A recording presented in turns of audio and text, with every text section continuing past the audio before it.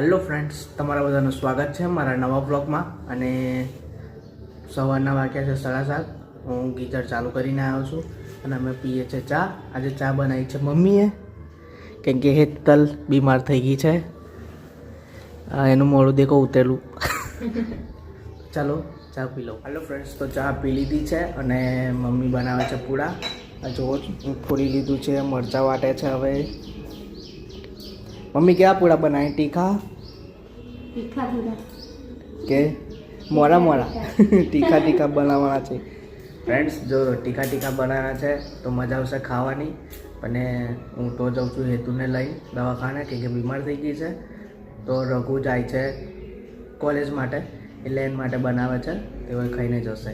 તો ચાલો ફ્રેન્ડ્સ, તો હું થઈ ગયો છું રેડી અને હવે જઉં છું દુકાને, કેમ કે હેતુ તૈયાર થાય તો એ સુધી તો હું દુકાને ખોલી આવું, સાફ સફાઈ કરી દઉં, દીવો કરી દઉં, પછી જઈએ.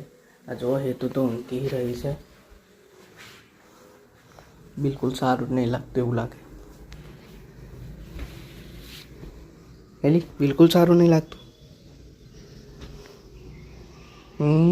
સારું નહીં લાગતું એવું કે છે, ઊંઘી જાય. તો ચાલો દવાખાને લઈ જઈએ. ડૉક્ટર શું કહેવા માગે છે જોઈએ.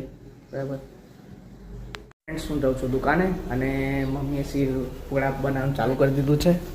આ જુઓ, અને એક બાજુ શીરું આ જુઓ કેટલું મસ્ત દેખાય છે. અને આ પૂડા બી રેડી. ખાવા તો મળશે એટલે ખાઈને જ જઈશ. તો ચાલો દુકાને જાઉં છું હમણાં. તો ચાલો તો ફ્રેન્ડ્સ, હું લઈ જાઉં છું હેતુને દવાખાને, કેમ કે એની તબિયત બહુ બગડી ગઈ છે. એટલે હવે જઈએ છીએ દવાખાને, પછી એને મૂકીને આવતો રહીશું એના ઘરે. હલો ફ્રેન્ડ્સ, તો અમે પહોંચી ગયા છે હોસ્પિટલ અને મેડમ હમણાં જ આવ્યા છે, એટલે થોડી વારમાં ચેક કરશે કે શું પ્રોબ્લેમ છે. બહુ નંબર છે અંદર, એટલે હું નંબર લખાઈને આવ્યો છું. તો ચાલો ફ્રેન્ડ્સ, હું આવી ગયો છું હેતુને મૂકીને ઘરે. અને માસાએ એવું કીધું હતું કે હું ગીતાજી મોકલાવીશ, તો એને વાંચજો. તો માસાએ ગીતાજી આજે મોકલાવી છે, જોઈ શકો છો ગીતાજી. અને આનું પાઠ કરજો એવું કીધું છે.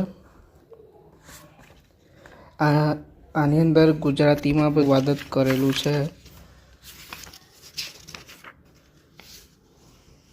જોઈ શકો છો. ક્લિયર દેખાતું છે ફ્રેન્ડ્સ. તો હું જોઉં છું ટીવી.